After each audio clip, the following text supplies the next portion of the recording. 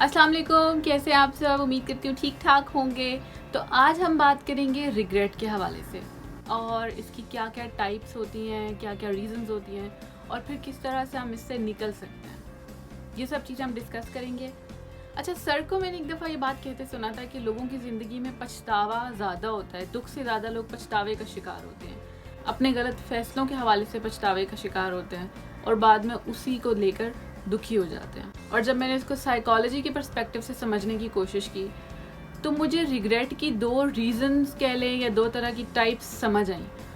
पहली तो ये कि हम अपने किसी एक्शन की वजह से रिग्रेट में चले जाते हैं, यानी कोई ऐसा काम जो हमने खुद से एक्सपेक्ट नहीं किया था, हम ऐसा एक्शन ले लेते हैं जो कि हमें बाद में गिल्ट या किसी तरह की शेम में मुब्तला कर देता है और हम उसको लेके रिग्रेट में चले जाते हैं। दूसरी रीज़न ये होती है कि हम कोई अपॉर्चुनिटी मिस कर देते हैं, कुछ करना चाह रहे थे, कुछ एक्सपेक्ट किया था कि हम ये कर लेंगे, लेकिन हमने वो काम नहीं किया, तो वो ना करने की वजह से, इन एक्शन की वजह से हम रिग्रेट में चले गए। तो ये तो कॉमनली दो रीजंस होती हैं रिग्रेट की।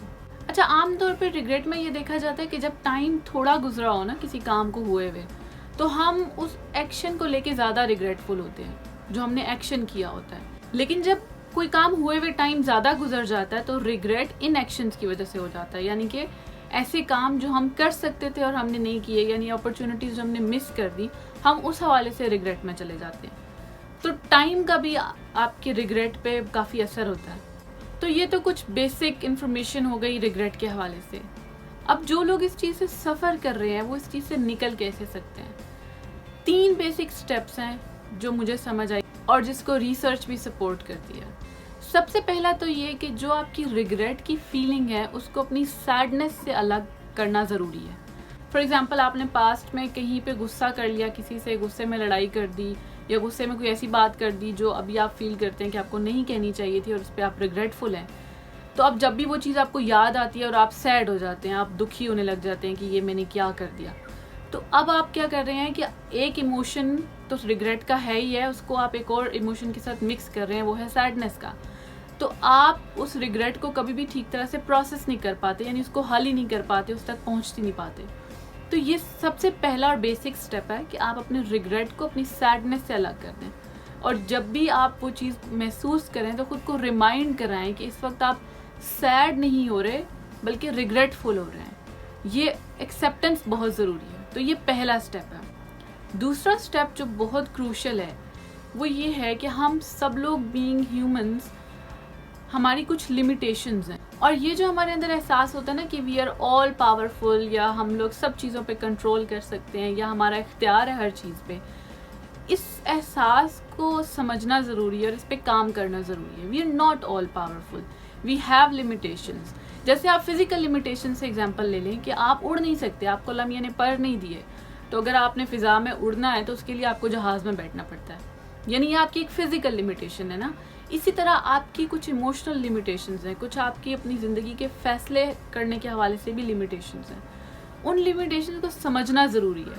एक चीज़ जो आपके पास्ट में हो चुकी, वो गुजर चुका है, वो एक ऐसा टाइम है जहाँ पे आप दोबारा नहीं जा सकते, उसको चेंज नहीं कर सकते।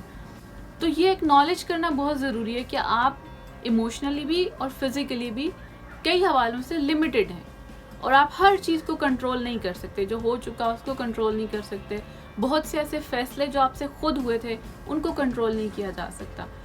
ये एहसास जब आप पूरी तरह से एक्सेप्ट कर लेते हैं ना, तो आपको खुद को माफ़ करना आसान हो जाता है, आपको उस रिग्रेट को प्रोसेस करना आसान हो जाता है। अच्छा, तीसरा जो स्टेप है ना जो आपके लिए बहुत हेल्पफुल हो सकता है वो ये है कि जिस टाइम पे आपने वो फैसला लिया था जिस पे अभी आप रिग्रेटफुल हैं, उस टाइम में ज़रा जाके रिकॉल करें वो टाइम और सोचें कि तब आपने क्या रीज़न सोची थी, यानी क्या रैशनल था आपका वो फैसला लेने का।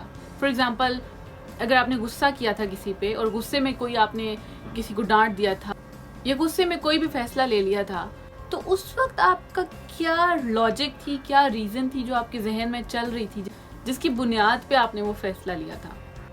जब आप खुद को दोबारा से उस प्लेस पे रखेंगे ना और अब वो सारे हालात दोबारा से रिमाइंड करेंगे कि वो हालात क्या थे जिनमें आपने वो डिसीजन लिया था, तो आपको ना अपने आप के लिए थोड़ी सी एक कंपैशन फील होगा, थोड़ी एम्पैथी फील होगी अपने आप के लिए अच्छा देखिए, अब वो रीज़न्स अभी प्रेजेंट मोमेंट में तो आपको हो सकता है इलॉजिकल लगे, और आपको लगे कि यार ये रीज़न तो बहुत ही फजूल थी जिसकी वजह से मैंने ये फैसला लिया था। लेकिन जब वही रीज़न उस हालात में जाके आप समझेंगे तो आपको लगेगा कि उस वक्त शायद ये रीज़न जस्टिफाइड थी। अभी के लिए आपको वो रीज़न शायद फजूल लगे, शायद गैर ज़रूरी लगे, लेकिन वही रीज़न आपको उस सर्कमस्टांसेस में जस्टिफाइड लगेगी। तो ये जो एक प्रोसेस आप करेंगे ना अपने साथ बैठ के, इससे आपके अंदर अपने लिए कंपैशन और एम्पैथी आएगी। ये बहुत ज़रूरी होता है। खुद को माफ़ करना बहुत ज़रूरी है अपने रिग्रेट से निकलने के लिए। जब तक हम खुद को कसूरवार ठहराते रहेंगे या अपने आप को सज़ा देते रहेंगे, तो हमारे उस रिग्रेट के साथ साथ जुड़ने वाला जो दुख है, जो और सैडनेस का इमोशन है, वो भी बढ़ता जाएगा और हम इस एक साइकिल के अंदर से कभी भी बाहर नहीं निकल सकते। तो उस चीज़ से निकलने के लिए खुद को माफ़ करना बहुत ज़रूरी है। आई होप ये तीनों स्टेप्स आपको समझ आए होंगे। मैं रिपीट कर देती हूँ। सबसे पहले तो अपने दुख को अपने रिग्रेट से अलग करके समझें, सो दैट आप इसको प्रोसेस कर सकें। दूसरा, खुद को बहसियत इंसान अपनी लिमिटेशंस को अंडरस्टैंड करें कि आप लिमिटेड हैं, आपका हर फैसले पे और हर एक्शन पे कंट्रोल नहीं है। और तीसरा, खुद को रिमाइंड करें कि वो सिचुएशन क्या थी और उस वक्त क्या रीज़न थी डिसीजन लेने की, जिसकी वजह से आप अभी रिग्रेटफुल हैं, जो कि आपको हेल्प करेगा अपने रिग्रेट को प्रोसेस करने में और इस चीज़ से निकलने में। आप लोग बहुत खुश रहें, अपना बहुत ख्याल रखें, चैनल को सब्सक्राइब ज़रूर करें। अल्लाह हाफिज़।